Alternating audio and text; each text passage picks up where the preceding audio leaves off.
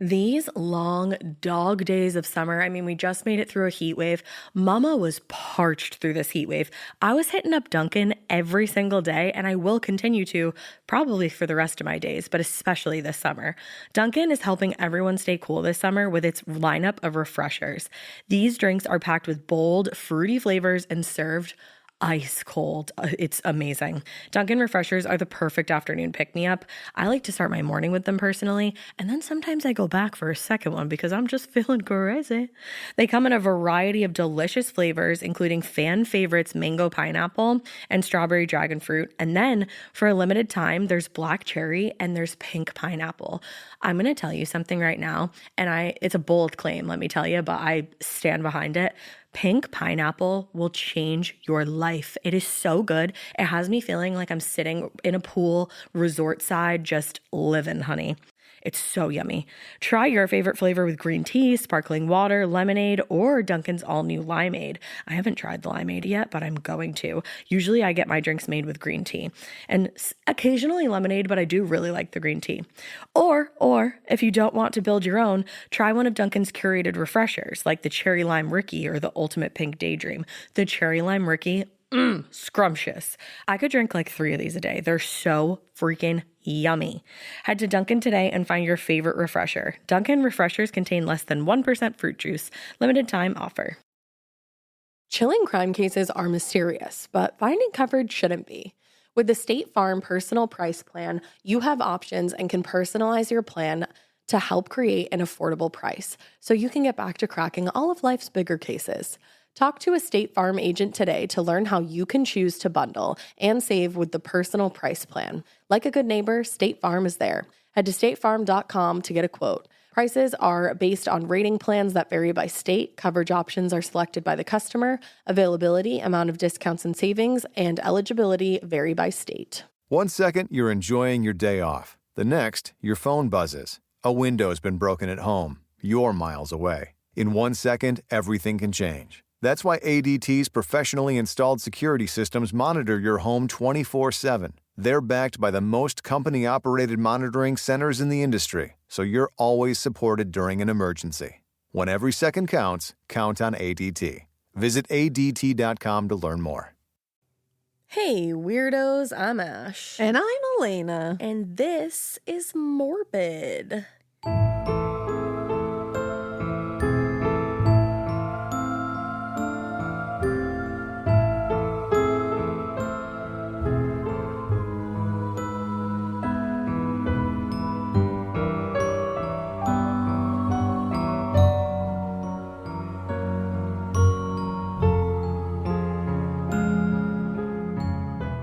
This is Morbid, and I am looking at Audible books. I thought you were going to say, this is Morbid, and I'm Elena, and I was going to be like, girl, we did that. We did that already. We're past that. Girl, we did the intro. No, I'm just looking at Audible books. Ooh, what were you looking at? I think I'm going to get Salem's Lot, because I just want to hear it now. That's Stephen King. And Mikey was just listening to it on Audible, and I was like, ooh, I've read it. I just want to hear it now. That's cool. Does he narrate it? Yeah. This isn't one of those ads that like you stick into a show. No, it's we're literally just actually not. talking about it. No. Oh, he narrates part of it. Oh, that's cool.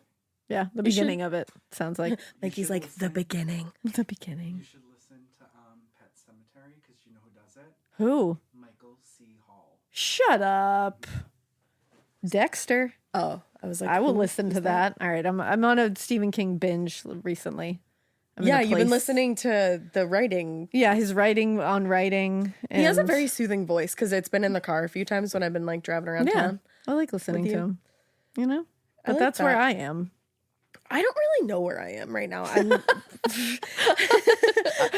Ain't that the truth for all of us? we got some crystals in here that are like helping with the energy, but I think why are you laughing at me? I think that they're sucking my energy a little bit, but like not in a bad way. You know what I'm saying? Crystal girlies and boys. Yeah, there's crystal girlies and boys that are saying, yes. Yes. I feel that. I hear you. I hear you. I Crystal see girls, you. gays, and lace. There you go. I Love like you guys. Okay, well, do we have anything going on? No. Do you? What do you have? I have the paperback version of my book coming out July 26th. I would say that's something going on. You should go buy bitch. that. Go pre-order it. It's fun. Paperbacks are great. You can stick them in your bag, and you can flip flop them around. Yeah. Who doesn't love a flip flop? And it's got like a fun little insert in it, and What? it has a chapter of the sequel in it. Ooh, and I got to help So- actually pick that. Yeah. I gave my advice a little bit. Yeah, so it's got a chapter of the sequel in it. That's cool. So that's pretty awesome, and it comes out July 26th. And we'll be in New York the day that it comes out doing will. like a fun little chat, right? Yeah, a little event.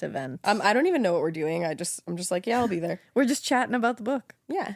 just like by ourselves. I can do that. Yeah. By ourselves? No, I'm just kidding. Oh. I was trying to make it seem like we were just going to be like hanging out talking about the book, and we In were New just York? happened to be there. Just vibes. Yeah, but no, it's an event. But you're funny. But paperback book has a Yay. chapter of the new one, and the new one will be coming out in the near future. Hey, So, I've gotten to read a few stick sneak around. peeks because I'm awesome, and because I'm 'Cause I'm awesome. awesome. It makes me think of my friend Marissa. If you're listening, hi, I love you. And it's really fucking good. It's also really Thanks. creepy. And randomly the other day, Elena just sat next to me on the couch and was like, "Can I try something on you?" And I was like, "Probably not." And then she essentially was like, "What if I did this?" And like manipulated my hand in a weird way. I just wanted to be able to describe something in an accurate way, so I decided to do it to Ash. It's me, your personal You'll test find out. dummy. Once the book is out, I'll tell you what scene it was that I Yeah. Cast your vote at whatdidshedotoash.com. Oh God. What a weird website that would be. Yeah, actually. I don't know why you just gave the world that website. Well, I don't know about that website. It's What not did she real. do to Ash.com. That's a scary website. Right? I don't like it came from your head, not mine. It's like in Mean Girls when he's like, "That's a scary mask, bra. Scary mouse, bro. That's a scary mask, bra." Well, it kind of works out that we're in a silly giving mood because I have a haunting today. A haunting, I you have say. the haunting of one Bobby Mackey's Music World. Whoa. Wow. Everybody's like, "Are you go. guys on drugs today?" No, but No. it's a crazy day. Crazy. So I'm just gonna start at the beginning. Does that sound good to you? That's always an awesome place to start. Fantastic. This is Yeah. a fun story, and it's also a scary story, and there's also some parts that are not fun. Awesome. and I love all are that. Way heavier on the scary. Oh, So we're gonna start by talking about Bobby Mackey.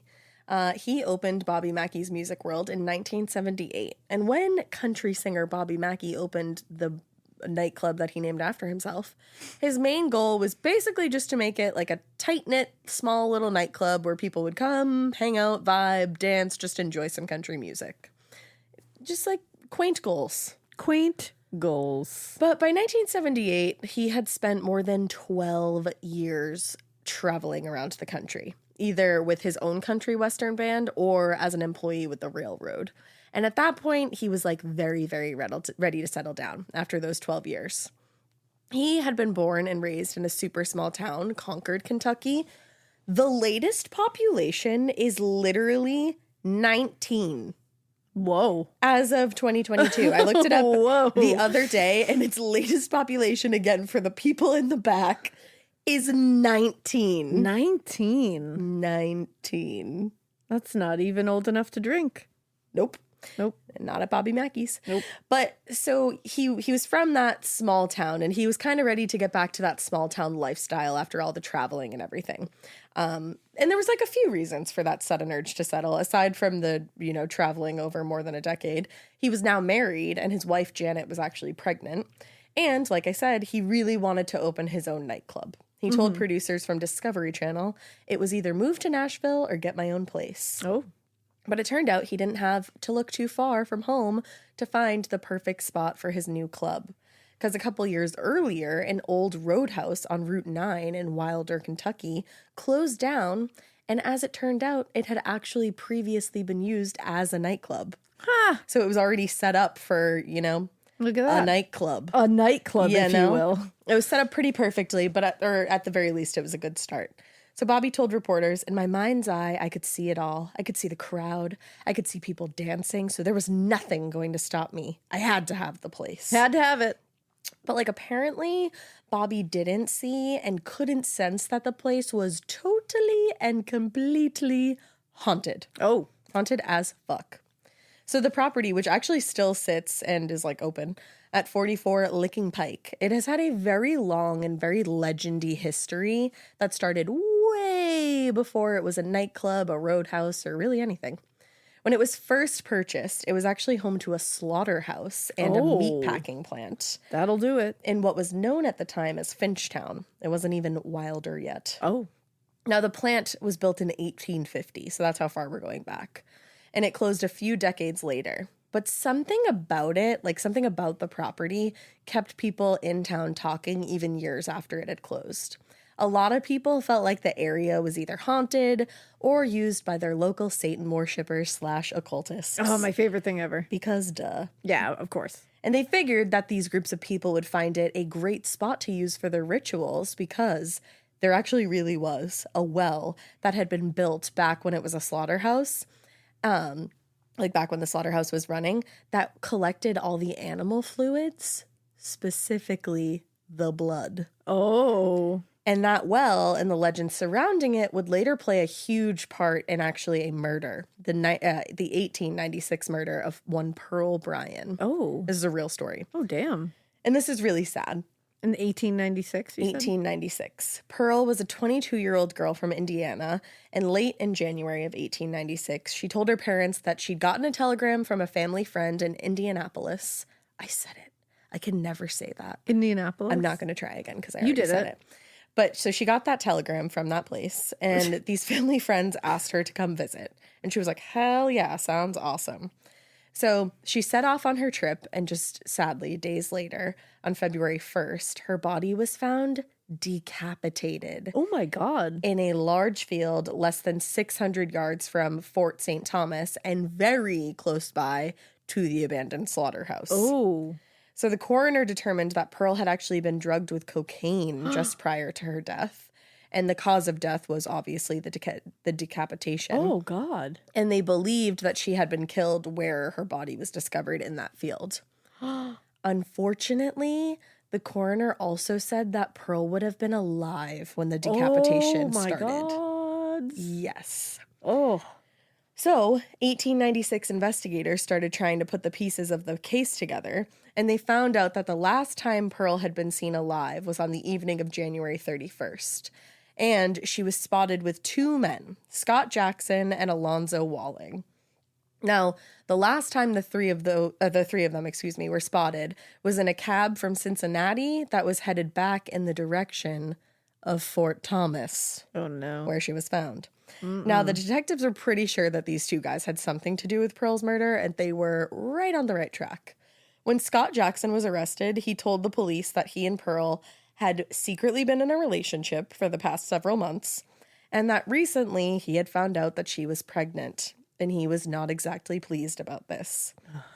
I just want to put a trigger warning here because this is going to be a little bit tough going forward just for this one section. Just a trigger warning for loss of pregnancy / miscarriage stuff. Thanks. You're welcome. So he was, like I said, not happy that she was pregnant and suggested that Pearl try to induce her own miscarriage by drinking, I think is it ergot? Ergot, yeah. Ergot, which is a fungus and rye mixed together. That's what they tried to blame the Salem witch trials on. Oh, Ergot. shit, you're right. I forgot about Yep. that. So she obviously refused this because she was like, I'm not going to do that. And she refused it multiple times. Like he kept being like, no, this is what you need to do. Like, we're not having a baby. You need to drink this. And she's like, no, I'm No, not she doing gets that. to decide there, friend. Yeah, her body, her choice. Yeah.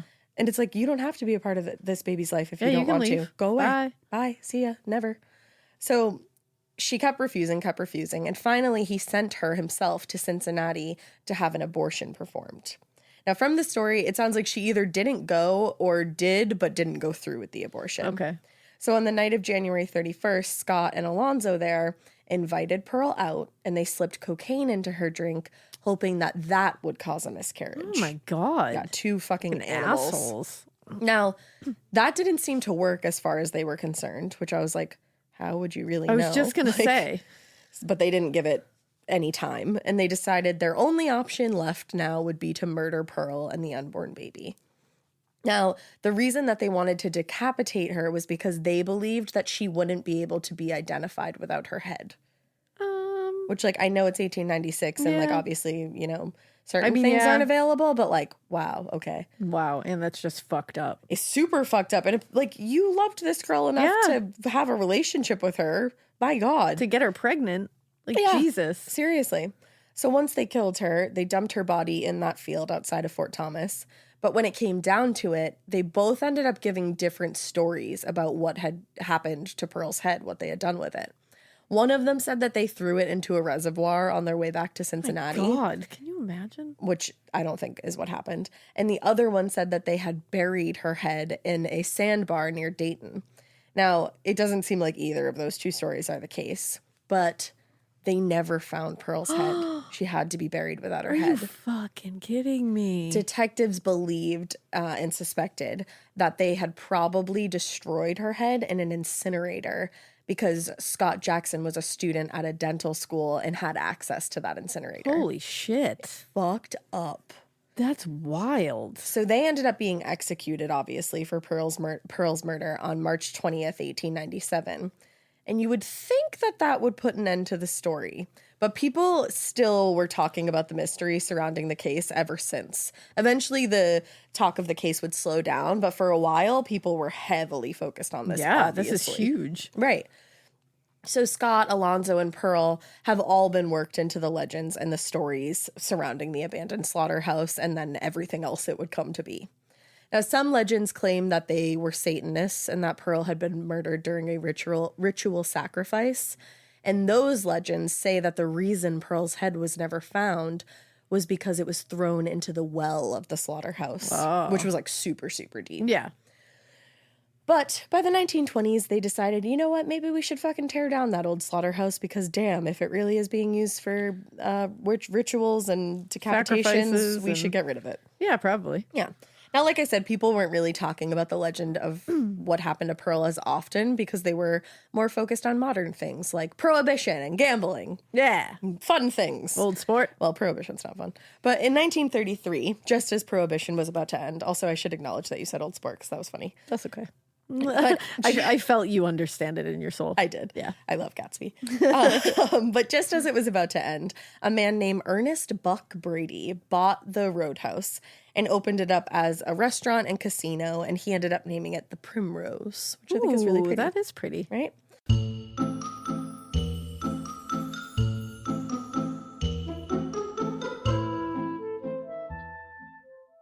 This episode is brought to you by SoFi, the all-in-one finance app where you can bank, borrow, and invest all in one place. Let's talk about bank accounts for a second. The average bank savings rate is 0.39% in interest. You're earning pennies on your savings, and it doesn't have to be that way. But with SoFi's high-yield checkings and savings, the money barely making moves sitting in your savings account can earn over 8 times the national average savings rate with eligible direct deposit. No account or overdraft fees. We love transparency. You can get your paycheck up to 2 days early, plus get up to a $300 welcome bonus when you sign up with eligible direct deposit. Sign up for SoFi checking and savings at SoFi.com/morbid. SoFi checking and savings is offered through SoFi Bank, N.A., member FDIC. Terms apply. Chilling crime cases are mysterious, but finding coverage shouldn't be. With the State Farm Personal Price Plan, you have options and can personalize your plan to help create an affordable price so you can get back to cracking all of life's bigger cases. Talk to a State Farm agent today to learn how you can choose to bundle and save with the Personal Price Plan. Like a good neighbor, State Farm is there. Head to statefarm.com to get a quote. Prices are based on rating plans that vary by state. Coverage options are selected by the customer. Availability, amount of discounts and savings, and eligibility vary by state.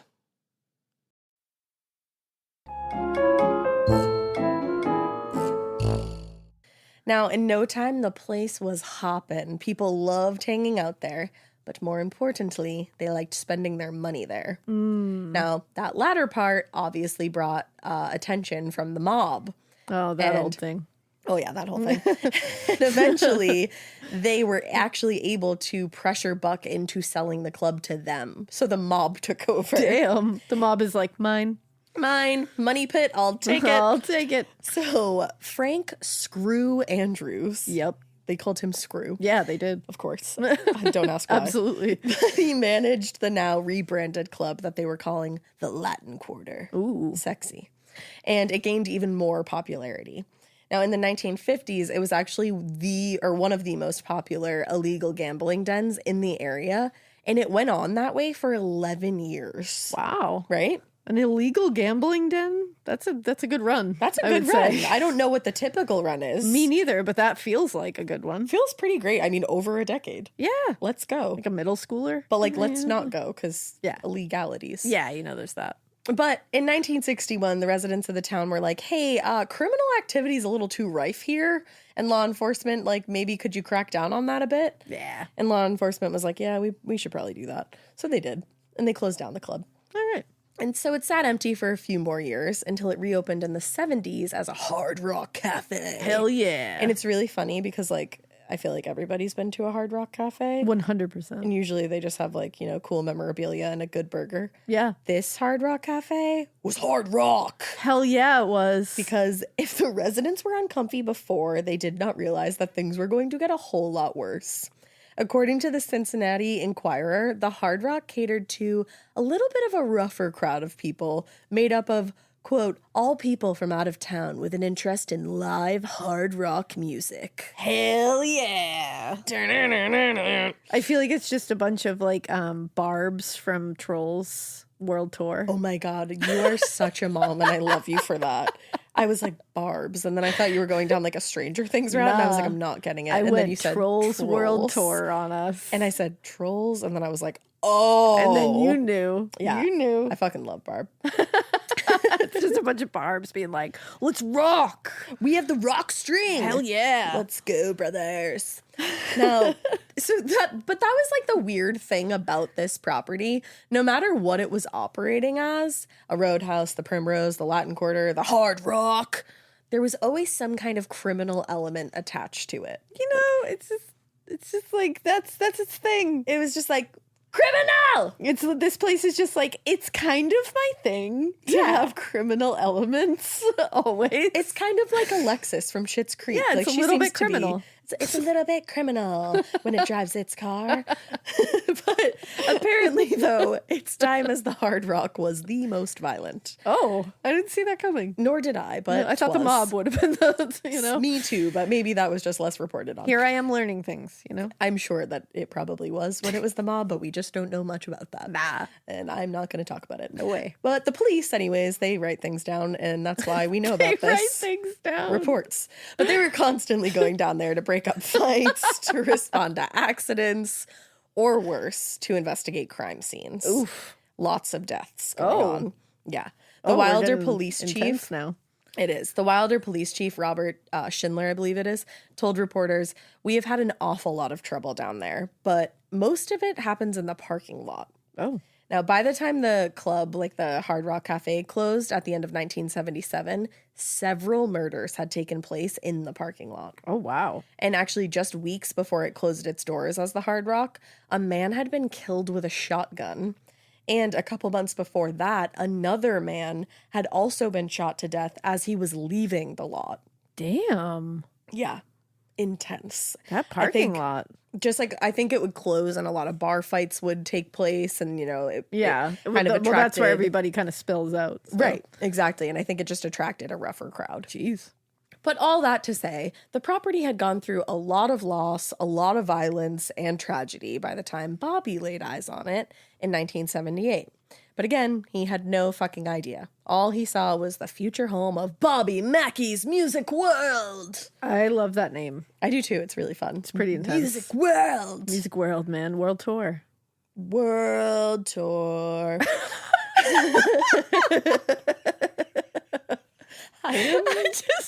It's the crystals. I didn't know what was happening. Ash just opened her mouth and went, world, and hung on it for a while. And I was like, where's this going? I was tuning it to the tune of World Star. You remember those videos? They were always horrible. You would be like, whoa. It's the crystals, man. It's the crystals. They're doing something to you. They're making me all silly and goofy. That's Ash's rock voice is like world tour. It sounds like a ship horn. It's like whir. That was a maniacal laugh that just came out of my face.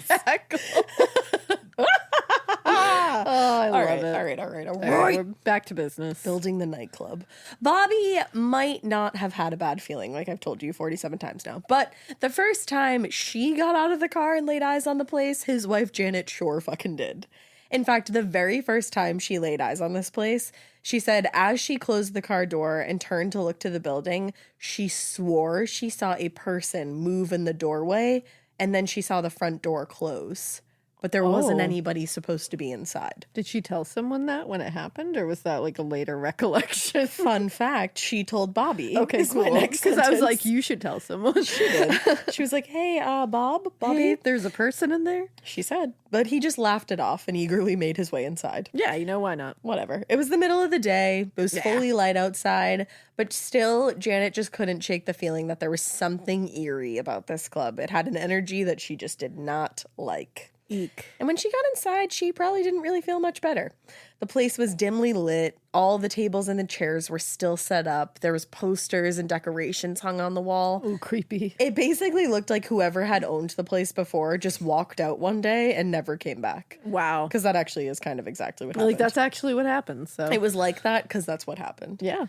But I don't know. She didn't feel like her and Bobby were alone, I guess is how I would say it. All right. She later said it felt like someone was in there and there wasn't nobody in there but him and I. Oh. And to make matters worse, as she made her way toward the kitchen, she started to hear what sounded like a man and a woman having an argument. But when she pushed open the swinging doors that led to the kitchen, it was completely empty. Oh. So she looked around a little bit more, but there was nobody there except her and Bobby, and they weren't arguing. Ooh. Weird. That's like people will hear, in a lot of hauntings, you hear like people having a conversation with each other or something. Yeah. That freaks me out for some reason, that like the auditory Yeah, haunting. what is that called? It isn't it a You talked about it in the lighthouses when the guy was coughing. it's a residual. Is that what it is? Is that what it is? A residual haunting think where you're they're right. just like just always having that like Yeah, experience over kind of and things? over and over. Yeah. It's yeah. freaky. It is. And your first thought is kind of like, oh my God, are those people like still there having that argument? Yeah. But I don't think it's that. I think like it's the the energy. energy. Exactly. Oh. So creepy. But so she was obviously super freaked out. And she later said, I wanted to get out of there as soon as possible. Yeah, I don't blame you. But Bobby, on the other hand, he could not have been more enthusiastic. And he wasn't hearing any of what she was hearing. He's just, he's thinking of possibilities. Thinking about the future of Bobby Optimism. Mackey's music world. Yeah, I mean, if I had that in front of me, I would probably be plowing ahead too. Right? Exactly. He was very excited. He was poking around the building. He was singing to himself, just checking things out. Oh yeah, he's got a new place. And all the while, Janet is just standing by the door waiting to get the fuck out of there. Oh, And after a while, she was like, hey, can we leave? I'm scared as fuck. Let's go. And finally they did.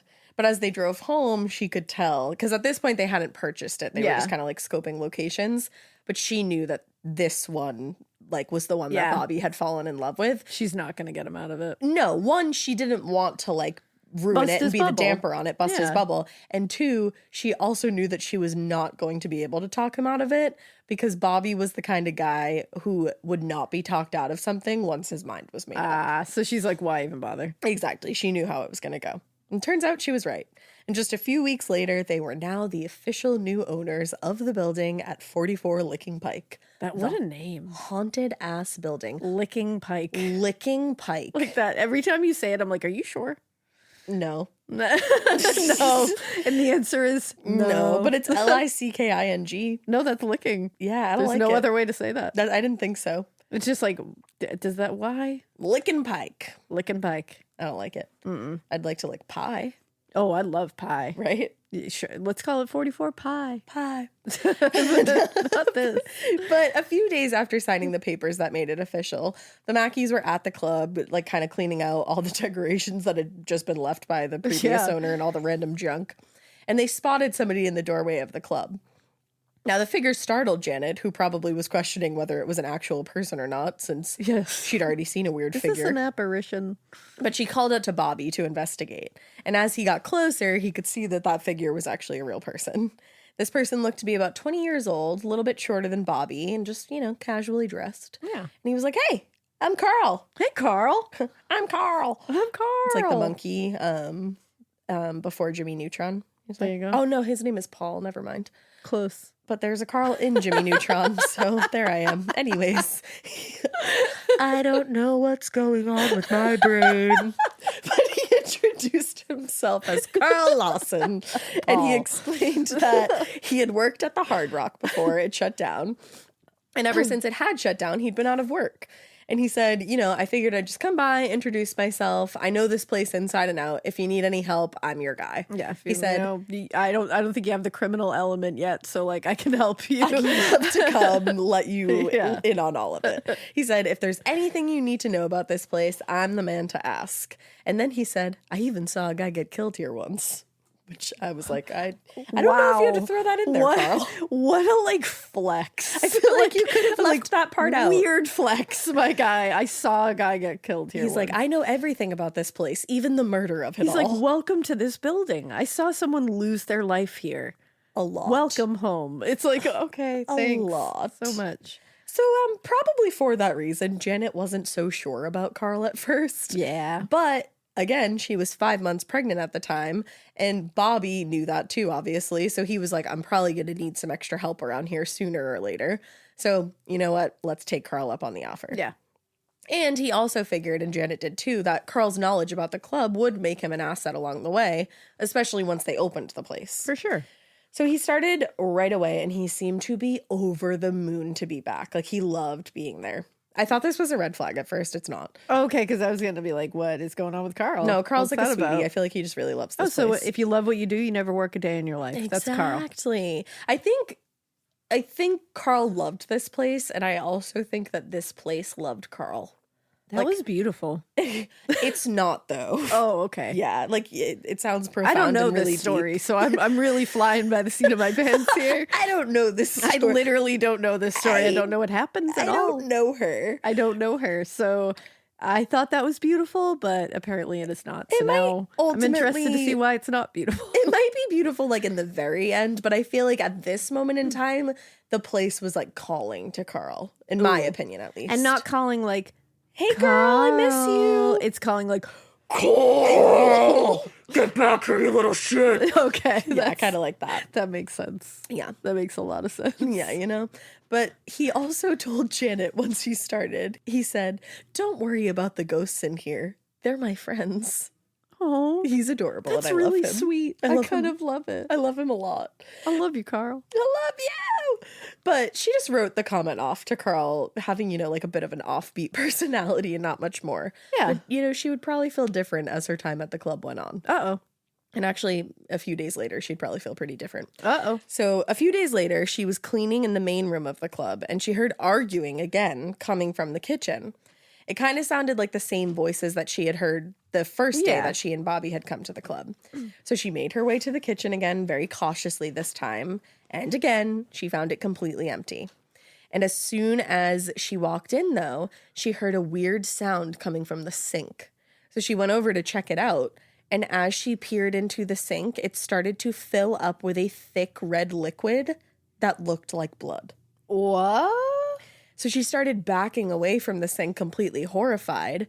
But then suddenly she felt a huge hand on her back that started pushing her back toward the sink. Oh my God. And she said the more she struggled, the stronger the force seemed to get. I don't love that. It seemed to her like whatever was pushing her was determined to force her head under this liquid.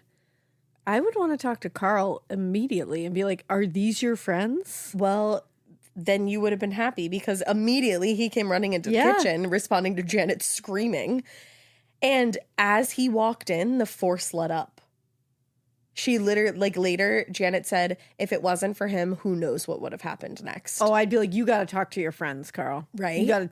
You better set them straight. Like Here. you said these ghosts were your friends. Yeah. This ghost just tried to kill This me. is on you. You are who you hang with. Okay. Guilty by association. You better make this right. You are the company you keep, Carl. Carl Paul. That's alliteration Okay. right there, Carl Paul.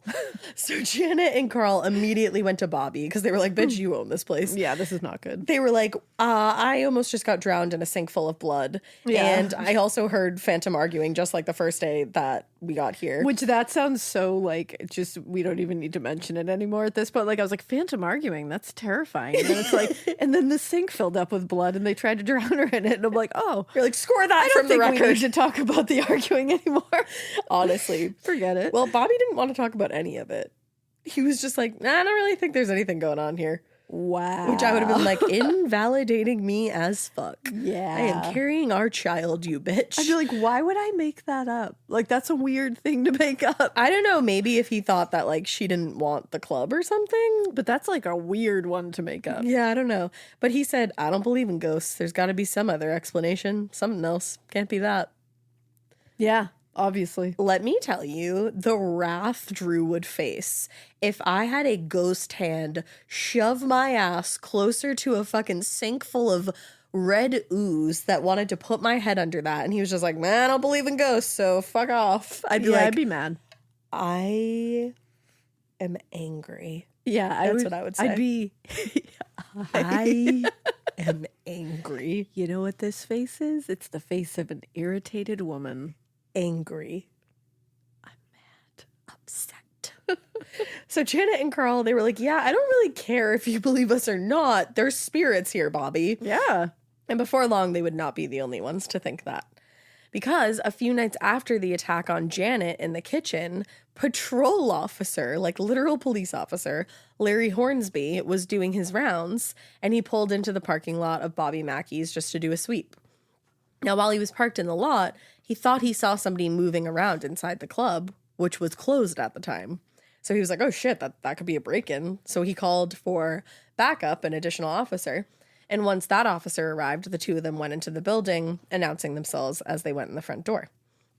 Inside, the club was completely dark, and Hornsby was actually starting to second guess what he'd seen through the window. He was like, I don't know, like maybe my eyes are playing tricks He's on like, me. shit, did I just call back up for nothing? Exactly.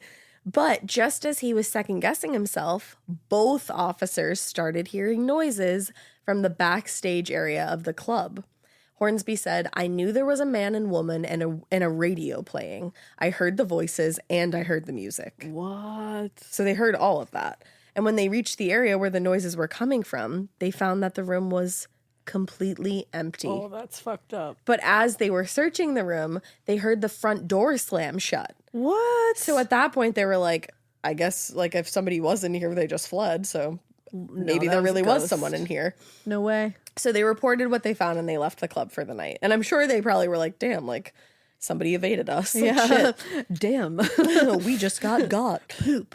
Phooey. But just a few nights later, phooey.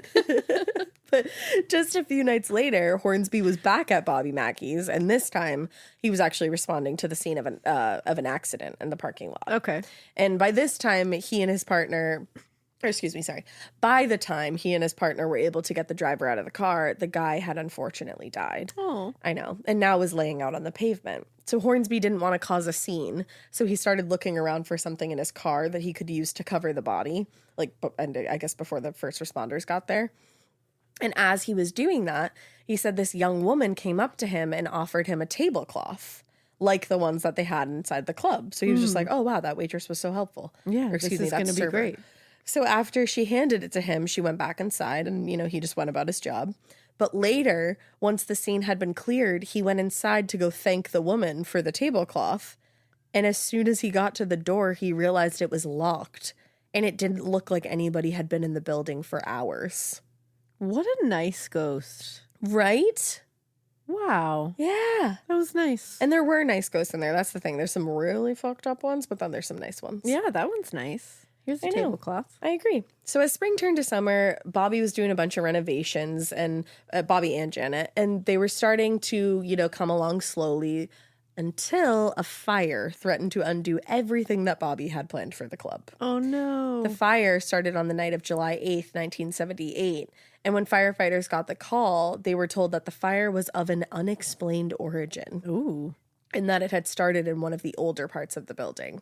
Now, according to the fire chief at the time, Edward Sendelbach, investigators had no idea, and still don't to this day, what started the blaze. Damn. But luckily, they were able to get it under control, and it didn't do too much damage to the club, but it did do some damage.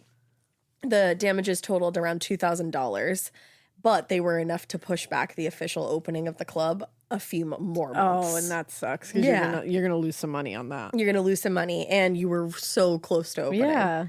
So later that summer, things at Bobby Mackey's Music World. Bobby Magic. Oh. Bobby Mackey's. Oh, I couldn't say it. Bobby Mackey's Music World. I almost said Magic World. Why do I want to say magic? I don't know. It's like spirits. Yeah. That was rough. It's the crystals. That was rough. It took me 3 times and I still didn't say it right. Maybe the 4th time is the charm. I'm not meant to. I won't try again. Oh, It's okay. that made me sad. You sounded so defeated. Yeah, I'm not supposed to say that. I guess I'll just go fuck myself. Because I want to say magic instead of music. And I Bobby don't know why. Mackey's Music World. There you go. You say it better for both of us. So No. I'm okay with it. All right. Well, later that summer, things at Bobby Mackey's Music World. There it is. We're finally coming together, and everything was on track for their September opening. Janet and Carl, though, were still hearing weird fucking noises in the club. Good. But there hadn't been any more violent encounters. Even since better. The one that Janet had in the kitchen with the blood in the hand. Because that was violent for everybody. very violent. Yeah. But that all changed in late Oh, August. She went a little while without being violently attacked, but then she was violently attacked again in late August. And this time it was really scary because remember, she's pregnant. Oh, I forgot. So this not only threatened her life, but the life of their unborn baby. Oh, no. This is scary. So according to Janet, she'd been cleaning the office on the 2nd floor, and suddenly she got a weird feeling like she wasn't alone in the room. And as she swept her way back out of the office and onto the landing at the top of the stairs, she felt a man's hand grab her by the arm. Oh. And the shock of, that happening and no one being there caused her to cry out. And whatever had a hold of her actually let go momentarily, but then pushed her and caused her to stumble forward. And then a second push came from behind just seconds later, and that one sent her tumbling Holy down the shit. stairs, the entire flight of stairs. Oh, my God. She fell all the way to the 1st floor. And later, she said when she glanced up, she thought that she saw the shadow of a man standing on the landing, and then it quickly disappeared. Oh, that's fucked up. Right?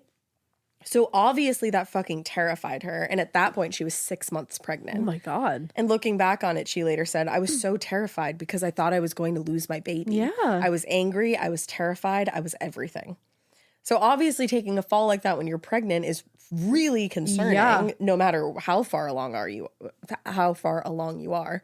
So they decided, Bobby and Janet, to go right to the ER. Yeah. And Janet actually ended up having to be induced At 6 months? at 6 months. Holy shit. So she gave birth to a baby girl who at the time weighed only 1 pound and 15 ounces. Little squirt. Oh, my goodness. Now, the baby had to stay in the hospital for weeks, but then she was finally stable enough to go home with her Oh, parents. my God. She lived? She lived. Wow. Can you fucking... That is... 6 months? Like, they were supposed to be in there another 3 months. Damn. That's so scary.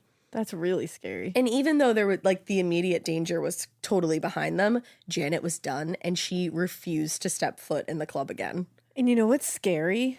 It immediately made me think of the other guy trying to induce a miscarriage with Pearl. Yep, you're onto something, girlfriend. Okay, because I immediately was like, Yup. what the fuck? Isn't that so scary? That's really scary. Yup. And you are onto something, so Oof. good Hang on. following your vibes there. Good job. I just was like, good. She just kept pointing at me. Good. Good job. Good job.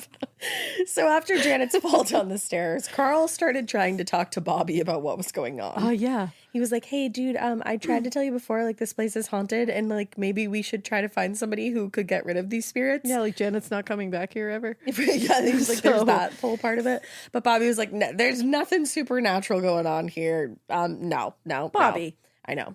Well, one, he didn't want any bad publicity or rumors negatively affecting the business. You kidding me? People love a haunt. That's the thing. That seemed to be like his thing throughout this whole journey of like not wanting to affect the business. But I was like, no, people love haunted shit. Oh, yeah. People would be there from all over. You know how many most haunted things in the world there is? Oh, yeah. 1 million. So many. But also, he hadn't experienced any of the supernatural phenomenon himself. And for that reason, he still didn't believe in ghosts. I don't know about He was that, like, Bobby. Bobby's a I gotta see it to believe it kind of guy. Oh, boy. So throughout trying to open the club, obviously, there was a lot of setbacks. And the last one was a faulty sprinkler system. Oh. They realized it during the fire. And since that, and since that posted a serious safety risk, the opening was pushed back yet again. So Bobby promised to the fire department and to the town that he would have it repaired. And in September, he was finally granted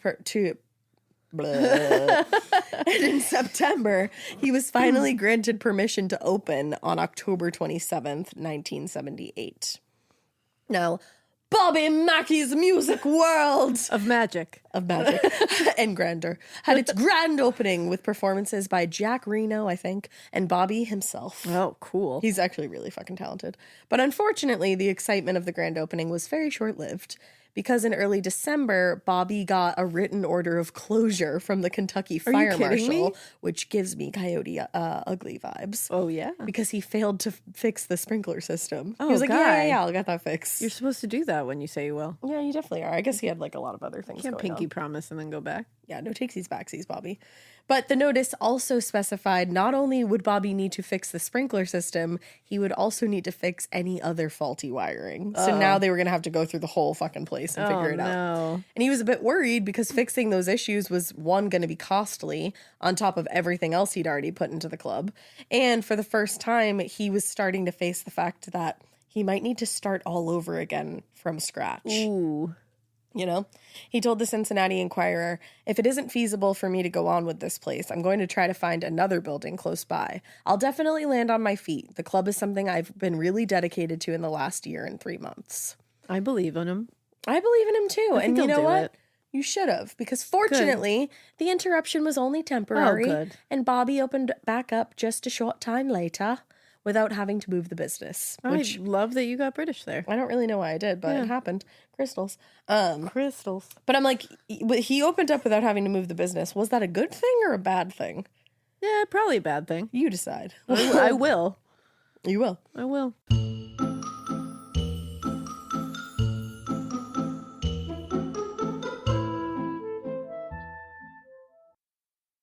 Do you remember in school when you just knew that your teacher had a favorite of everything? They would always use the same blue dry erase marker when they wrote on the board, or they would talk nonstop about their favorite element during science. I had a teacher once that literally had a favorite brand of marker. She would only write with specific markers, and if another marker ended up in her classroom, she was TO'd. And honestly, I was probably her favorite student because at the end of the year, I got her that specific brand of marker. Let's talk about their real favorite thing though, their favorite tissue brand. Kleenex. According to Teacher List, they are the #1 facial tissue trusted by teachers. Kleenex Ultra Soft tissues are silky soft to help prevent skin irritation, and now you can take them anywhere with Kleenex Snap and Go. I absolutely love Kleenex Snap and Go. It's so perfect to have that in your car. I had a cold last week and I was just, honey, my nose was a faucet. I hate to do this to you, but it was disgusting. Drew literally came out of our garage with like 15 of the Kleenex Snap and Goes, and I put those in my glove compartment, and honey, they were easy access. It was so nice knowing that I didn't have to blow my nose into like an old wrapper that I had. Ew. So do the best thing for your kids' teachers and stock up on the ultimate classroom favorite.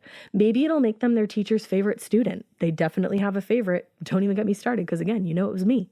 For whatever happens next, grab Kleenex. The best summer pieces are the ones you end up wearing on repeat. Comfortable, versatile, and somehow right for almost every occasion. Quince makes it easy to create a summer wardrobe that you'll love, with elevated essentials made from premium materials like European linen, organic cotton, and washable silk, without the traditional retail markup. I love that! Quince's 100% European linen pants, dresses, and tops are the pieces that you absolutely will reach for all summer long. I Absolutely love their linen. I have so many pairs of their linen pants, which you can dress up or you can dress down in the summer. Like, say you're going to a nice dinner, you can pair it with like a silk shirt, a really cute necklace, some good, makeup and an updo. Or if you're just looking for a more casual look, you can do the linen pants with like a loose button-up shirt and you still look really chic, kind of like, I don't know, Diane Keaton vibes, I kind of think. Also, it's not just apparel. Quince also offers elevated essentials for your home, from bedding and bath to kitchen essentials and furniture. They have it all, honey. I am a big lover of Quince, and I really do think you will be too. Make your summer wardrobe feel easier. Go to quince.com/morbid for free shipping on your order and 365-day returns. Now available in Canada too. That's QUINCE.com/morbid for free shipping and 365-day returns. Quince.com/morbid.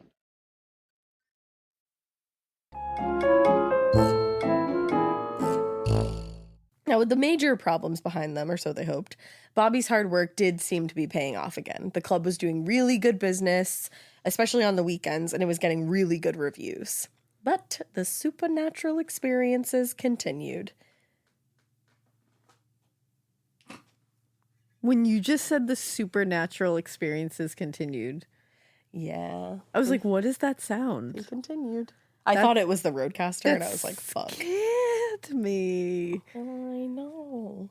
I thought we were exploding. You thought we were I exploding? didn't know what was happening. My God, sometimes... Something fell off of something else and it made a weird noise. And so I stopped and I listened and I watched. You're just so vigilant over there. I stopped and I listened and I watched. Know that we'd all be burst in flames. For real.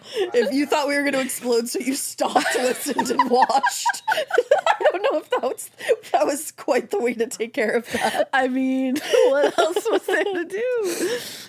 What was I meant to do? What was I meant to do? Are we keeping this in? Why not? Okay. Something supernatural just occurred, I'm pretty sure. All right. Well, the supernatural experiences continued, and now customers were beginning to experience them. Oh, shit. Good thing we don't have any customers in here. Bobby was really trying to keep these paranormal rumors about the club from circulating because, let it flow. He thought it was bad for business. But Carl would tell anyone and everyone about the ghosts in the Hell building. yeah. Carl knows. I mean, that's like, you got to tell them what they're in for. It's your number one selling point. I think so. One night, one of the club's regulars, Mike Gruber, I think is how you say it, was, quote, making fun of Carl and his ghost friend. Oh, why would you do that? Yeah, well, he found out. He fucked around and he found out because he was making fun of Carl and his ghost friend there as he was riding the mechanical bull, which is like a really bold time to make fun of someone else. Very.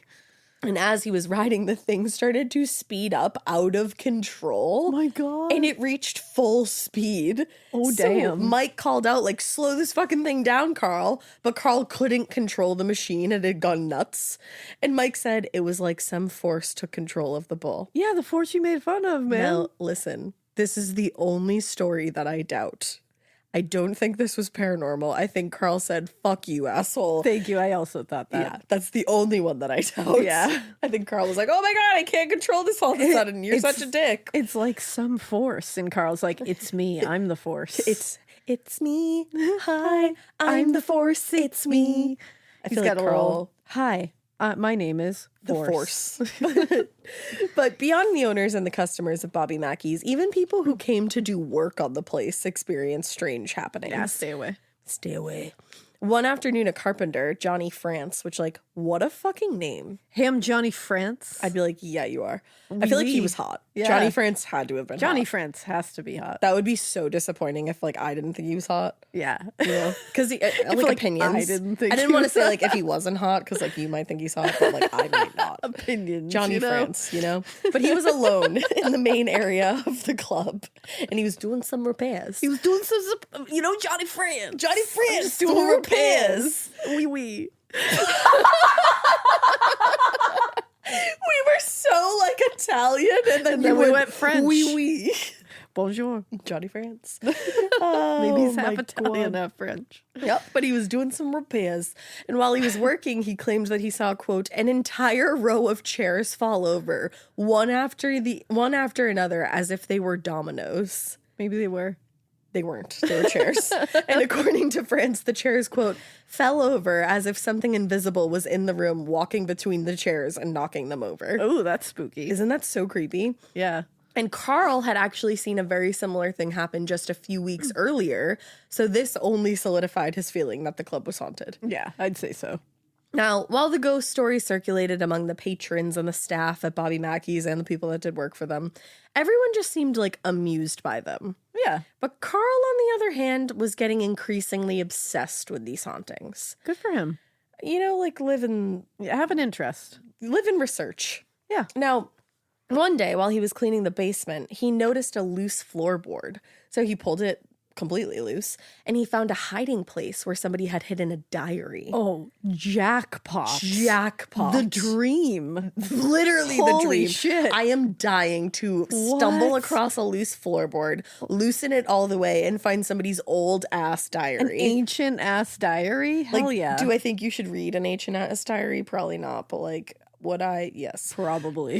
Most likely. Yeah. Close. All right, so according to Carl, the diary belonged to Johanna. And I sing that because Bobby Mackey wrote a song about Johanna in this whole fucking thing. And that's the song. Johanna. It's way better than that. Also, he I don't actually has a know. really good voice. He does. I don't know why I said actually, like I doubted him, but Yeah, like, yeah.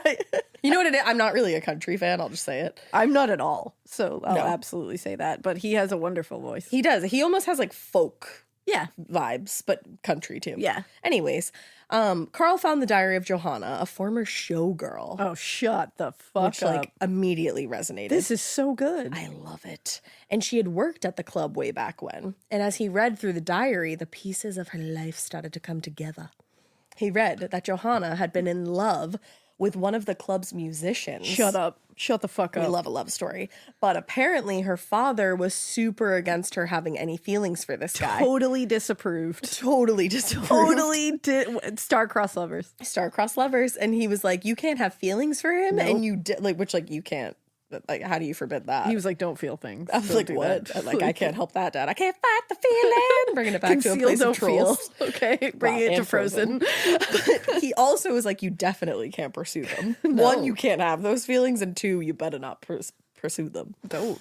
Now, when he found out that they were carrying out a relationship secretly, Because you made it forbidden, man. You made it better. yeah, and he forbid them again. He was like, I forbid you, Johanna, from seeing this man ever again. And actually, I'll fucking kill him if you see him again. I'd be like, Dad, I'd be Jesus. like, you're kind of Like, homicidal, and wow. it's really weird. That's a lot. So later, this musician disappeared without a trace. Oh, shit. And Johanna Johanna. immediately suspected her father. Well, yeah, he said he would kill him. I would suspect him as well. Samesies. So she poisoned her dad and then she took her own life. And okay. she vowed, I said, to roam the halls of the nightclub until forever, waiting for the musician to return. I'm Hot. sorry, what a climactic ending there. It Right. was just Hot like, that she wanted to boom. haunt the place, not that Not like that it she ended killed the way her it did, father, and obviously. like, you know. But also, give me that diary. Right. Give me that diary because that is a better story than I could ever come up with. So like basically I'm trying to go to Bobby Mackey's Music World. yeah. You want to go? Yeah. I don't have any other reason to Yep. go to Kentucky other than for Bobby that. Mackey's Music World of Magic. Of magic, she says. But in a pretty short time, Carl realized Johanna was one of the friendlier ghosts. Like, yeah, Wow. maybe she was murderous, but only for You know, people that killed Poisoned her other dad, people. but shit happens. She poisoned her dad, but he may have been a murderer. Maybe. You know, We don't know. allegedly, That's the best part of it is maybe. perhaps. Maybe she really took a chance though. Yeah, I bet she knew. She rolled the dice on What's a that feeling? one, you know? But Carl was like, nah, like that's my girl. And Johanna. he even actually started to come to see her as a friend and a protector. I love that. But at the same time, he was like, I don't know, like maybe she was the one responsible for the attacks on Janet. Oh, Johanna. Because he was like, maybe she was pregnant at the time of her death and she resented Janet's pregnant presence in the club.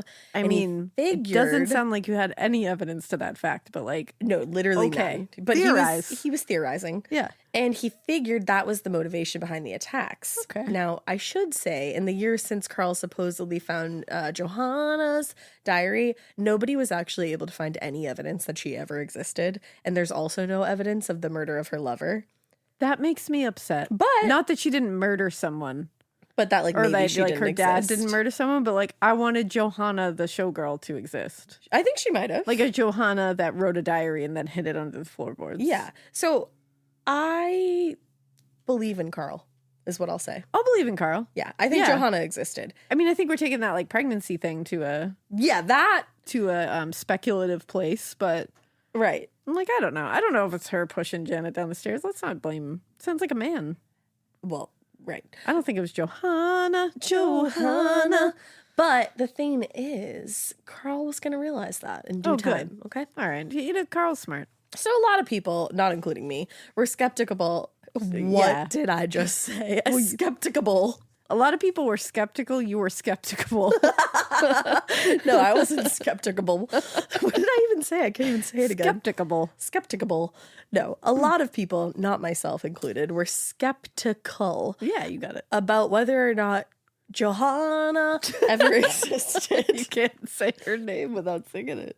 Well, I can't. It's Bobby Mackey. It's the magic of Bobby Yes. Mackey's music world. It overtook me. It's the Mackey. It's the magic. So they were skeptical You got about if she existed or not. But there actually is verifiable proof of the other two ghosts that okay. Carl believed were haunting the club. Awesome. So the night after he discovered Johanna's diary, Carl, who was living in a space above the club at that point, like a little apartment, he woke up from a deep sleep and couldn't breathe. Oh. So he slowly started being able to breathe again. But as he got like all of his breath back, the power in the entire building went out, which meant that he had to go down to the basement to reset the breakers. No, thank you. So he did, because he was like, I have some ghosts up in here that like me. Yeah. But as he was down there, he happened to notice yet another loose floorboard in the basement. Look at this man. I know. Now, when he pulled at that one, it revealed a hatch covering that deep well Shut up. that had been used by the former slaughterhouse to drain the blood and the fluids from the animals. Oh my goodness. And he said as he stared into the well, which like in general I would never recommend, No, don't stare into a well. he started to feel an evil presence surrounding him in the basement. And it was so freaky to him that he literally fled back upstairs into his apartment. I just had this really scary feeling of falling into that well. Yeah, I don't like that for you. That's why I don't recommend looking into wells for a while. Don't. I'm out of there. Take a quick peek and then say, "Whoop, gotta go." No, I'm not going Don't anywhere even near really that take well. a quick peek. Nope. I don't recommend that. I don't but, want to like, be anywhere near it. Do what you have to do. Nope. Do Take a what picture. you must. Don't even take a picture. No, That not me. sounds- Someone else take a picture. I'll look at the picture. It'll last longer, and that's not necessarily a good I just don't want to fall in it. But ooh, get out of there. I know. Oh, Get out of that well. I'm trying. Get out of that well. I was listening to Waves by Tame Impala this morning and Miguel. I don't know what happened. I don't know what happened. I don't know. So in the days that followed the discovery of the well, which I never recommend looking into, like I've said, No. Carl, and this is why I don't recommend looking into wells, became erratic and unpredictable. Yeah. And looking back, Bobby recalled, it got to the point where I wouldn't know which Carl I was talking to. Ooh. I'd have to talk to him for a little while to figure out how to deal with him because he always seemed to be different. Poor Carl. I know, he was going through it. Because the thing was, when he discovered the well, Carl became convinced that the stories that he had heard about Pearl Bryan's head were true. Which it could be. And it doesn't necessarily need to be like satanic. Exactly. It could be they just threw it in the well because they knew was no one would there. ever find it. Exactly. Now, he was worried about the malevolent spirits in the club, and he was worried that they were... Wait, I fucked that up. Sorry. He was worried that the malevolent spirits in the club were actually Pearl's killers. Yes. Scott Jackson and Alonzo Walling. And I agree. Now he figured and understood that they were probably the ones who attacked Janet. Yep. Because remember, Pearl was also pregnant when they killed her because they didn't want her to be pregnant. Yes. And now Carl was really worried that Alonzo and Scott would not stop until they had driven everyone out of the club for good. I fully believe this. Me too. So his instinct was to get the fuck out of there and never come back again. Yeah. But at the same time, he was worried about leaving Bobby and Janet. Because it Aw. kind of sounds like he like really thought of them like family. Carl. He was fully convinced that the building and the land were evil, but he just cared too much about them to leave them behind. That's precious. And that's why I love Carl. In Carl we trust. Now, as we all know at this point, since buying the property and owning the club, Bobby had completely dismissed any claims of this place being haunted. But in the weeks following the discovery of the well in the basement, he just couldn't ignore the fact that something was causing Carl a whole lot of distress. Yeah. Or the fact that his wife had never been comfortable at the club and now refused to return. There's that. But at the same time, he was still mindful, or like thought, that the rumors could affect the business. But he also wanted to relieve whatever was causing Carl so much stress. Yeah. So he reached out to his friend Doug Hensley, who was a paranormal researcher and who was actually living in the area at the time. This is a good friend. I know. And Doug was like, you know what? I will do whatever I can to help you. Now, this is fucking wild. Oh man, I'm strapped in. So during his research, because, you know, he likes research just like us Love that. and Dave, Hensley came across like numerous stories of the tragedy and the death that occurred on the property where the club once stood. But the one that stood out to him the most was the murder of Pearl Bryan. Oh, hell yeah. Obviously. So he dug deeper and deeper into the story, and he found out that while those two killers stood on the gallows waiting for the door to drop out beneath them, one of them vowed that he would come back and haunt everyone involved in the trial and the place where Pearl's head had been left. Guys, her head is in that well. Right? Her head is in that well. I actually don't know if it was. No, it is. It is? 100%. Oh. I was like, I I had had this to be believe true. it. I was like, no, I didn't find fully that. believe that. I believe it. It makes sense. I think they probably just like can't get back there. yeah, or down that- there. it might just be too deep. Who knows deep. how far that goes down? Exactly. So between the discovery of the well Holy and shit. the other haunted happenings at the club and the changes in Carl's behavior, Doug Hensley became convinced that Scott Jackson and Alonzo Walling were haunting the club and were determined to destroy Carl Lawson specifically. Damn. I think he must have been like an empath. Wow. Like an empath. No, I think he just was one. This is wild. So Doug really wanted to resolve this issue for everyone involved. So he reached out to a local psychic medium, Patricia Michelle. Yeah. Right? Yeah. Right? Yep. Hold for applause. Absolutely. Like, of course, like Patricia Michelle. Yeah. What a great name. Now, she claims that she has the ability to communicate with the dead, and she has had that ability since she was a child. And as soon as she got to the club, she told everyone there, which I respect, that she didn't want to know anything about the property, didn't know anything about the history, and didn't want to. And she wanted them to stay completely silent while she took a walk around and looked at things. Hell yeah. So in one room, she actually did get the impression of the spirit of a woman who said her name was Johanna. Johanna. I Yeah. knew it. Yep. I knew she was coming She back. was real. Now, according to Patricia, Johanna knew that she was dead and said that she wanted to stay at the club to wait for her boyfriend to join her. Whoa, where's her So, boyfriend? Methinks Carl was right after all. Yeah, I don't think know. so. What if he like actually never died and he just left and went somewhere else? Wow, that would suck. That would suck real bad. But like, I think the dad killed him. Yeah. Now, after touring the upper floors of the club, Carl, Bobby, and Doug went with Patricia down into the basement, where she got an entirely different and way more aggressive Yeah. feeling than she had in the room with Johanna. Yep. Now, Patricia told them that she could see the room, quote, like it used to be. Ooh. And she was referring to when it was originally configured as the basement of the slaughterhouse. So Carl pulled back the hatch on the floor to show her the dark shaft that used to be the well. And Patricia said that inside she saw Pearl's head floating in the well, and she backed away from it. Like she like visualized Holy it. shit. Now later she talked about the experience and she said, I felt like I was spinning. I couldn't wait to get out of there. I'm telling you. I am telling you. They put Pearl's head in that well. Right? I know it.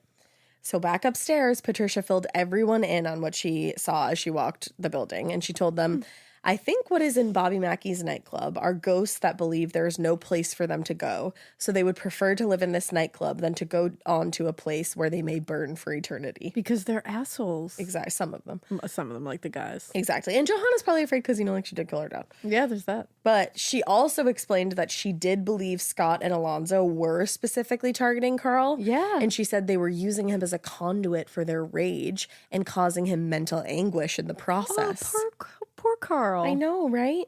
So she said the only solution would be to have a priest or a minister come out and bless the space and to have an exorcism for Carl. Oh.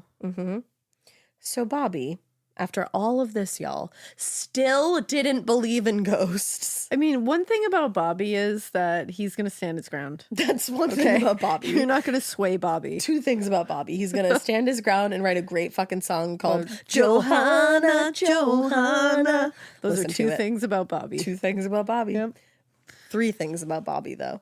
He's a good friend. He is. I feel that about Bobby. He is. So he agreed to find somebody who could help them with an exorcism because he was worried about his friend. Hell yeah. So it took some time and, a few uncomfortable conversations with people. But eventually he came across this guy that he knew, Larry Kidwell, who thought that he might know someone who could help. Larry happened to work in television and radio advertising. And the reason he actually knew Bobby was because they had worked on a commercial for the nightclub together. Amazing. And they just stayed in contact ever Yeah. since then. They weren't really close by any means, but Larry knew Bobby well enough to know that he was not joking when he explained what had happened to Janet and what was actively happening to Carl. Yeah. But like Bobby, Larry was pretty skeptical and had a hard time believing in something he couldn't see or experience himself. Yeah. But at the same time, willing to give the benefit of the doubt and willing to reach out to his friend, Glenn Cole, who was a local Pentecostal minister who might be willing to help. Oh, good. So, unlike Bobby and Larry, Glenn Cole actually had no trouble believing that the club was haunted. That's one thing about Glenn. That's one thing about Glenn for you. According to Larry, Reverend Cole explained, spirits and demons don't possess buildings, but they do exist in structures where people live or come and go, so they can possess those humans when they choose. That sucks. Now, given the history of the property and the whole fucking myriad of tragedies that happened on the site, Reverend Cole was like, yeah, I think it's entirely possible that this place is haunted. And more importantly, he felt a very urgent need to meet with Carl to determine whether he was in spiritual danger or not. Yeah. So a few days later, he got to Bobby Mackey's and he wanted to talk to Carl and kind of take a look around the place, just like Patricia Michelle. Now, almost immediately, Reverend Cole felt uncomfy. And Doug Hensley remembered meeting this reverend for the first time, and he said, he told me this was the most evil site that he'd ever stepped foot on in his entire life, and it was full of evil. Whoa. That's kind of redundant, but I thought you were going to say that's kind of evil. that is pretty evil, though. Yeah. Evil! Well, when you think about it, when you told me the Pearl Bryan story, it's like they killed her by decapitating her. Yeah. She died getting her head sawed off. Uh-huh. That is the most evil shit you can possibly imagine. Absolutely. So And that she was is- pregnant. And she was pregnant. And this used to be a slaughterhouse. Yeah. Animals used to be killed really here, bad shit happening. here. Right. And multiple So- people have died on this property. Yeah. Like, Damn. yeah, Yeah. a lot has gone down. So after he heard about Carl's experiences at the club, the Reverend said, I've been doing this for years, and I'm telling you, Carl Lawson is demonically possessed. Oh, man. So days later, on the evening of July 20th, 1982, Bobby Mackey took the stage with his band because he said, the show must go on at Bobby Mackey's Music World of Magic. Hell yeah. And he was going to perform for a packed house of country music fans in the nightclub. That's another thing about Bobby. The show must go on, That's Bobby. right. Now, the band had been playing for a little bit when Carl, who was working that night, caught a whiff of smoke from somewhere in the building. And minutes later, one of the patrons yelled something out about a fire, and the band immediately stopped playing. no. So from the stage, Bobby was like, please just exit in a calm and orderly fashion. We got to get everybody out of here calmly. Yeah. And to his surprise, everybody actually exited the building calmly without the slightest hint of panic. That doesn't sound human to me. Me either. Now, as the patrons filed out of the club, Carl tracked the smoke to a small fire in the kitchen. Oh. And the Wilder Fire Department were just arriving as Carl and Bobby were able to put the fire out themselves with extinguishers. And just a short time later, they were given the all clear from the fire department to just go on with that night's performance. What? Where did that fire come from? Well, Bobby was surprised, but also happy that most of the patrons who had been waiting in the parking lot, they were eager to come back inside because they also believed that the show must go on. They were hiding up there, then they were like, surprise, we lit the fire. Funny. We didn't start the fire. We started the fire. That's funny. Little side note, Fall Out Boy made a new We Didn't Start the Fire because they thought it needed an update. What? Because a lot of shit has happened since the last one that you could say really fast like Billy Joel. Oh my God. I saw it on the news this morning and I was like, all right, That's cool. okay. I like that. I'm Yeah. excited to hear that. My screen name used to be Fallout Girl 1996. Hell yeah. Word. Carl, on the other hand, he couldn't help but wonder if the fire had a more sinister origin than just like a simple kitchen fire. I also couldn't help but wonder that. Me either. He wondered if the evil spirits that, were haunting him were threatened by the Reverend's presence a few days earlier, and now this fire was them trying to prevent him from coming back to the club. Yeah, Carl knows what's up. Carl does. But a few days later, Reverend Cole did come back to the club to perform the exorcism that would maybe rid Carl and the nightclub of the spirits that haunted them. Now, Carl was surprised to find that the Reverend was accompanied by a reporter and 3 cameramen. Were you surprised? Not cool. But Reverend Cole said, they were just there to document things, quote, just in case anything happens. Yeah. If I was Carl, I'd be like, am I going to die? You're like, I don't know about this. So he was worried about the reporters being there, and he told the Reverend that he was also worried about getting hurt. But the Reverend was like, no, listen, I've done this a ton of times, nothing to worry about. He said, I've been in the ministry for 18 years, and I've come close to seeing it all. Come close. Close, but you Not haven't quite. seen it all. Not quite. There's some stuff I haven't seen. Still uncomfy with this. I'm like, that could happen here. That little bit that you haven't seen. You might can actually see it all tonight. here tonight. So for that reason, Carl was apprehensive, but he was also hopeful, and he was like ready to do this. So he led Reverend Cole and the reporters to the old kitchen, and that's where the exorcism was going to be performed. Okay. Now, the room at that point was mostly being used for storage, especially since the renovation. So the men had to push all the clutter out of the way before they could set up. Now, once they figured they had adequate space, they set up a table, and Carl was to sit just across from Cole, the Reverend, and he started reciting a prayer and asking for the Lord's help in cleansing the space of its spirits. Now, within a matter of minutes, Reverend Cole said he started to notice a change in Carl's body language. I guess his palms were pressed really hard into the table, and his head started nodding up and down, and he, quote, began mumbling something under his breath in a low and different tone of voice. Oh, I don't like that. I don't like it either. It gives me Esteban from The Sweet Life of Zack and Cody, and that episode fucked me up when I was little. I have no idea what you're talking about, but I imagine it is uncomfortable. If you're a zillennial, you know. Now, while Reverend Cole went on with his prayer, Carl was having a hard time talking, but continued his raspy breathing. And I guess that started like right after Cole began reading from the Bible. He started like doing a weird raspy breathing.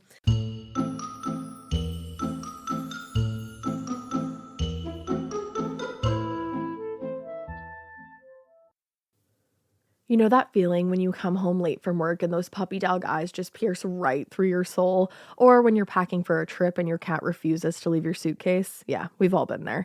Pet parent guilt is real. And you know what? It's completely normal. That's exactly why Hill's Pet Nutrition exists. They understand that being a pet parent means being human, with all of our imperfections and daily juggling acts. Hill's science-led nutrition helps you give more love than humanly possible. Whether it's those long work days or trying to balance attention between multiple pets, Hill's Pet Nutrition gets it. They've created science-based nutrition that supports your pet's lifelong health so you can feel confident even when life gets hectic. Because you're only human, there's Hill's. Science does more. Ready to let go of the guilt? Find the right food at hillspet.com/podcast. That's hillspet.com/podcast. This is a paid ad by BetterHelp. I happen to be somebody that struggles with people pleasing. So a lot of times I will build things up and up and up and up and up and then kind of get to the point where I'm like, I need to let this out to this person. Even in 2026, that stigma and just stigma in general can get in the way of a lot of things, like getting support for your mental health. Maybe you've encouraged friends to consider therapy while avoiding taking that first step yourself because you're busy. You're worried about what other people might think, or telling yourself that you should handle this all alone. But therapy with BetterHelp, the world's largest online therapy platform, can be a space to slow down and talk through what's been building before it feels unmanageable. Just take a short questionnaire to identify your needs and preferences, and BetterHelp will handle the initial therapist matching work for you. Their industry-leading match rate means BetterHelp typically gets it right the first time. Feel confident knowing BetterHelp therapists work according to a strict code of conduct and are fully qualified. Don't let hesitation hold you back. Find support with BetterHelp. Sign up and get 10% off at betterhelp.com/morbid. That's BetterHelp, HELP.com/morbid.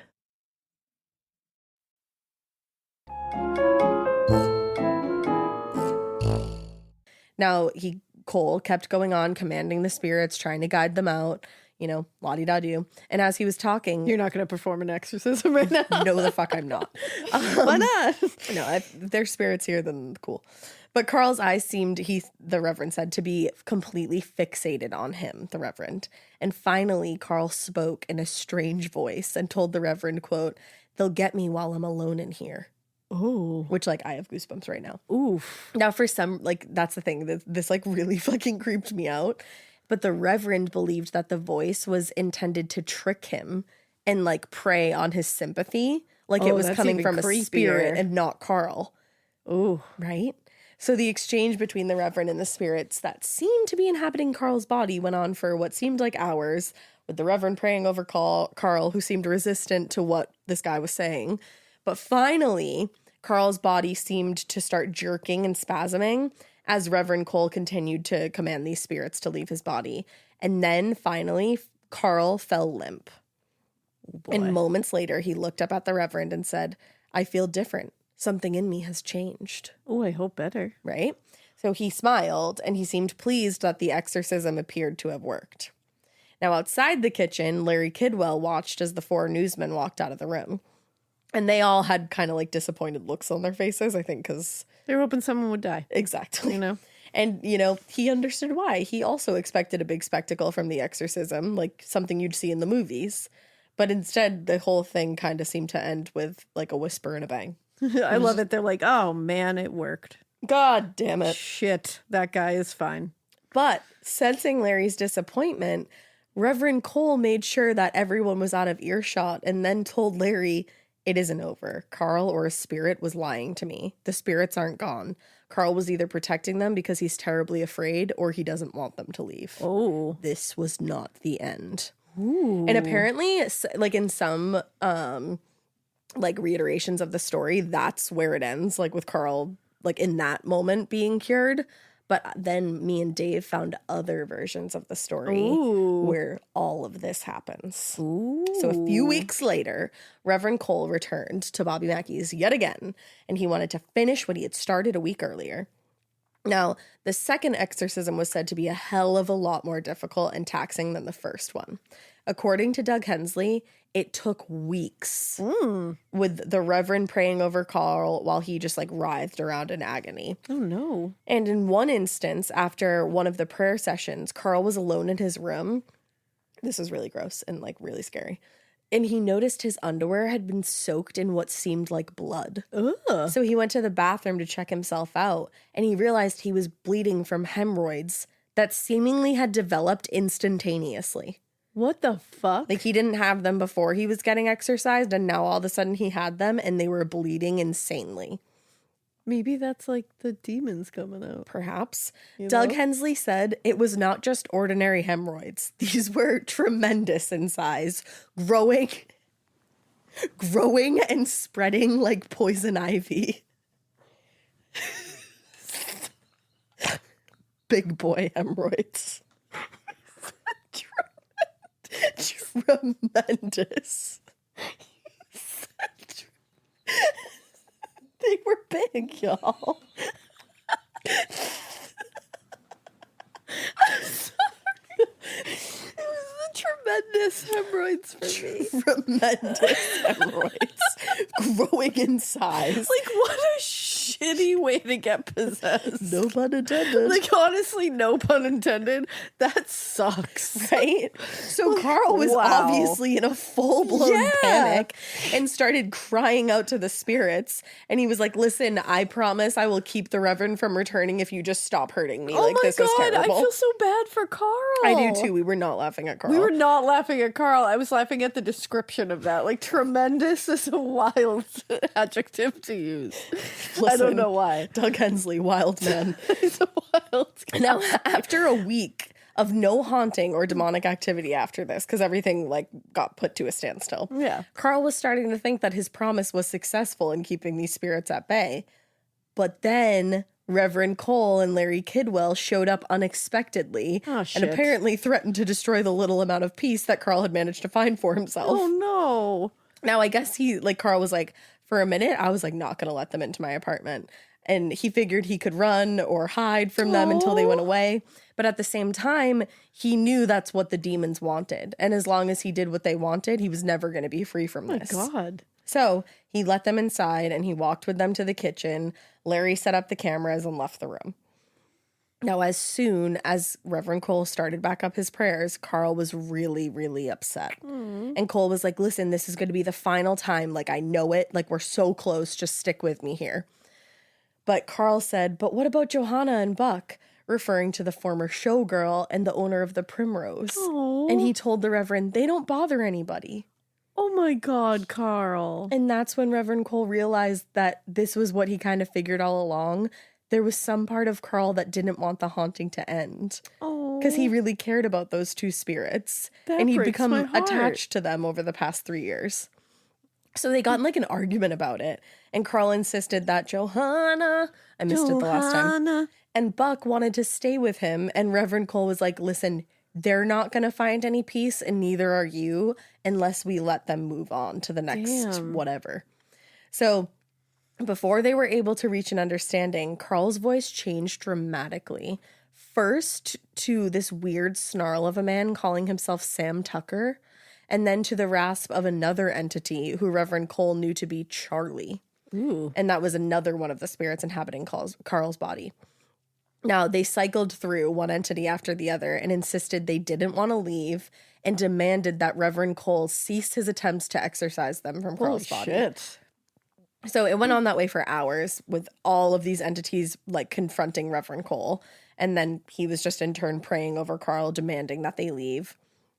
And finally, after hours of this and shouting, Carl's body began to jerk and spasm again in response to the Reverend's words. And this time, he forced his hands on the table, pushed the chair way back from the minister, trying to escape the exorcism, actually. But at that point, Reverend Cole grabbed Carl, held him tightly, finished his prayers one by one, and all of the spirits left Carl's battered body at this point until all of them were gone. Damn. Nah. I just said, yeah. Now, Yeah. later, after the Reverend had left, Carl actually finally felt like he was truly alone in the club for the first time in 3 years. Wow. Or even more, because he had worked there even before. Now, the thought of never feeling Johanna's presence, though, again disappointed him. Oh. But he remembered what Reverend Cole had told him. Reverend Cole told him, when a spirit or spirits are cast out, they search the world over looking for a new home. But if they can't find one, they return to their old house. And if that house isn't clean and filled with another spirit, they'll return with 7 more. Oh. And that person is much worse off than before. It's very important that you start going to church. You have to fill yourself with Lord Jesus. And more importantly, you can never entertain these spirits again. If you ever feel their presence, you have to pray for the Lord to wash and cleanse you. You have to resist them. I was with you for part of that. Yeah. Could you tell that as I soon was as you also got to there the for a 7 minute? spirits, I was like, oh, shit. Like, that sounded nice before. Yeah. Because it was like, oh, it'll come back. Right? And be like, hey, I'm home. But then it was like, it has 7 assholes with them. Yeah, you don't want that. Like, no, I don't want that. And then I also don't want anybody to demand that I go to church. Yeah, or that I'm going to be haunted for the rest of Like, my it's life. fine. You can go to church, but don't tell me I have Don't to. demand it of me. Get out of here, Reverend Cole. You've done enough. Yeah. So throughout the late 70s and 80s, Bobby Mackey went out of his way to, as we know, keep those rumors of demons and ghosts from spreading and negatively affecting the business. But by the 90s, word had spread because, there was a whole ass exorcism in his restaurant. Yeah, that'll get around. Or nightclub, excuse me. Word had spread, and there was really no way around the fact that now people were actually more interested in the ghosts than they were in the country and the Western music. Yeah, it's fine. And in the fall of 1993, Bobby Mackey's Music World of Magic was actually sued by a patron who claimed that he was attacked by a ghost while in the club. I'm a little obsessed with that. A real lawsuit. Oh, you just wait, babe. Oh, you man. Just You wait. just wait, babe. You just wait, babe. Hang on tight. According to the suit, J.R. Costigan went to Bobby Mackey's and, quote, walked around the club daring a mythical ghost that has become legend at the club to show itself. He then claimed that he went into the men's bathroom and, quote, a dark-haired man appeared to him with a rope dangling around his neck and attacked him, punching him and kicking him, then dissolved into the air. This is a real lawsuit. I love it here. So in his suit, he was seeking $1,000 in damages for pain and suffering and demanded that a sign be posted in the club warning of spectral danger. Honestly, that sounds awesome. A warning sign that says, like, warning, spectral danger. Well, I'm glad you like that because it comes back. Awesome. But before that, Bobby's lawyer, W. Robert Lotz, filed one of the most unusual motions to dismiss, written in poetic verse, Yeah. as follows. Give me some bongos. The plaintiff claims in his petition he was assaulted by an apparition, injured by a ghostly nemesis on Bobby Mackey's premises, I'm so obsessed with this. where beard and brazen he did blunder by taunting their supernatural wonder, proclaiming loudly his resistance to belief in spiritual existence. Alas, this essence disembodied followed the plaintiff to de men's potty, Shut the fuck up. where the dark-haired haunt with neck and noose soundly kicked complainant's drunk caboose. That's real, you guys. That's for realsies. Followed the plaintiff to de men's potty. Soundly kicked complainant's drunk caboose. Caboose. I'm pretty obsessed with this. De men's potty is my favorite part. This is reckless. This is my favorite story on the entire planet. story. But even though the tone was mocking and, the format of the dismissal was a bit unusual, Yeah. Lotz insisted he was taking the case very I seriously. mean, I guess you got to. He told reporters, someone showed up and filed the suit. I was hired to treat it as legitimate. I'm convinced that my clients were not involved in this. They're not the ghosts, so that's fine. So they're not. Now, ultimately, I'm sure you'll be shocked to hear that this case was thrown out of court. What? The guy who filed the lawsuit failed to show up for the hearing. I think, shocking. Maybe he had other things going on that day. Yeah. Or was maybe embarrassed that he filed a suit against a fucking invisible force. He hydrated and was like, I don't think I should follow through on that. He had a liquid IV and thought better Yeah. of his fucking claims. But actually, Bobby did agree to put a sign up behind the bar that reads, and it's still there, warning to our patrons, this establishment is purported to be haunted. Management is not responsible and cannot be held liable for any actions of any ghosts or spirits on this premises. That's amazing. I love that he was like, you know what? Fuck it, I will. Yeah, I'll put up a sign. Now, so by the late 90s, he seemed actually like a lot more accepting of the paranormal activity surrounding the nightclub. And in the years since the suit, Bobby Mackey's Music World has been featured on a ton of television shows like Hard Copy, Geraldo, The Jerry Springer Show. I don't really know how it fit into there. A Haunting and A Current Affair. And like other pods have covered the case. Actually, it was one of the first episodes I listened to of And That's Why We Drink when Em covered it. I love that. And I was like, oh, when I was doing it, I was like, why have I heard this story before? And then I was You're like, like, oh, Em. shit. So listen to their episode too, because it's fantastic. And tons of articles have been written about it. But today, the club still operates as out of its original location on Linking Pike. But customers, they can only expect to get a beer and hear some music on Fridays and Saturdays. They can still catch Bobby Mackey and his best damn band, that's what they're called, Holy shit. play their regular set, but only on the weekend. I want to go. The rest of the week is reserved for haunted tours, Hell yeah. paranormal investigations, Yes. and even sleepovers. Haunted ones. Who's in? I'm obsessed with the fact that Bobby Mackey just leaned the fuck in. He spent like 20 years essentially being like, no, no, no, no, no, no, no. And then was like, fuck it. Another thing about Bobby Mackey, He's going to lean in. Eventually. Eventually. Now, sadly, Carl no longer works at the club, but he does continue to share his experiences of the hauntings. Janet continued managing the club. Actually, she did step foot in there again until the early 2000s. But unfortunately, she did pass away in February of 2009 after a long illness. I know. Oh, Janet. And she died in the home of their daughter. Oh, I know. their daughter that was born at 6 months. Yes, Wow. isn't that nuts? Full circle. Now, Bobby maintains that he has still never had a paranormal experience in the bar or anywhere else. And That's another thing about Bobby. he sticks to his word. He's never going to have an experience. No, and he's never paranormal. going to believe in ghosts. No. He still doesn't. When it comes to the club, he says, I don't know if the place got a hold of me, but if that's a supernatural experience, then so be it. I'm going to stay here. Bobby fucking Mackey. A legend. A true legend. I don't really know much else about him other than his magic world of I wonder. literally have never even, I don't know a damn thing about him except for this. But And Johanna now. Johanna. It'll stick in your head. Go listen to it. Right? Wow. I'm obsessed with this story A story with more twists and turns than anything. than I could have ever expected. And like weirdly fun. There's so much fun hauntings. The true tragedy is I the know. Pearl Bryan story, which like That's not I did not see good. that coming. No, right? Like that is a wild story. Wild story. And Johanna. And Johanna, if she exists. She does. She How dare does. you question her Statements. existence? But yeah. Yeah, the Pearl Bryan one really shocked me. I mean, that's brutal. And the fact that the killers, Scott and Alonzo there, literally were like, yeah, we're going to haunt this place Yeah. forever. Like Holy the gala. shit. Oh, fuck. Spooky. But then I'm also like, has anyone opened that well? Girl. It's okay. I'm just kidding. Girl. I was just kidding.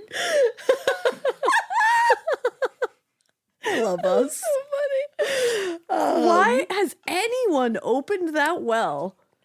And like, no, but I like, it's like, I wonder. I know. You know, like I looked up pictures of it. It looks like it's sealed off. And I'm like, someone opened that well. Someone opened that And put shit. something down there to go like a long camera on a string. And go tell me. On a string. And go tell me what's down there. Right?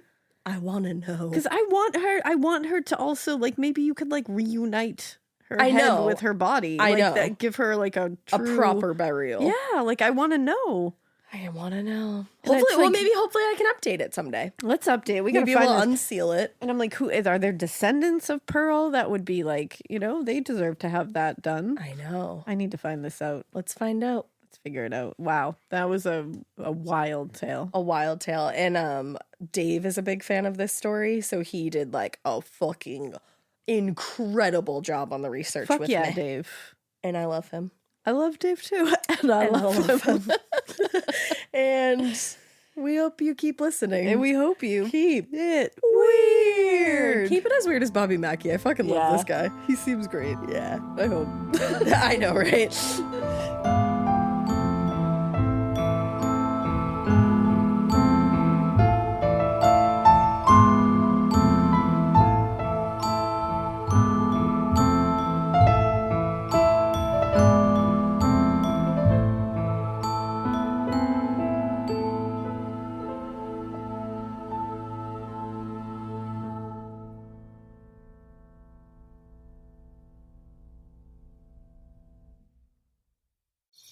Traditional home security only alerts you after a break-in, and that's too late. Simply Safe is changing that. Stop. This is Simply Safe. Police are on the way. We don't just alert, we stop crime before it starts. Simply Safe, plan starting around $1 a day. Save 50% on your new system with professional monitoring at simplysafe.com/SXM or with promo code SXM. Outdoor deterrence requires a Simply Safe Active Guard outdoor protection plan starting at $49.99 a month. Visit simplysafe.com/licenses for alarm license information. Tennessee 2012. Talk about regrets. We all know someone who's been in a car accident and said, I don't need to call a lawyer, only to regret it after their pain and damages were worse than expected. When someone hurts you, you deserve to be compensated fairly. Morgan & Morgan is America's largest injury law firm, fighting for the people for over 35 years. Injured? Visit forthepeople.com/podcast. That's forthepeople.com/podcast. Their fee is free unless they win.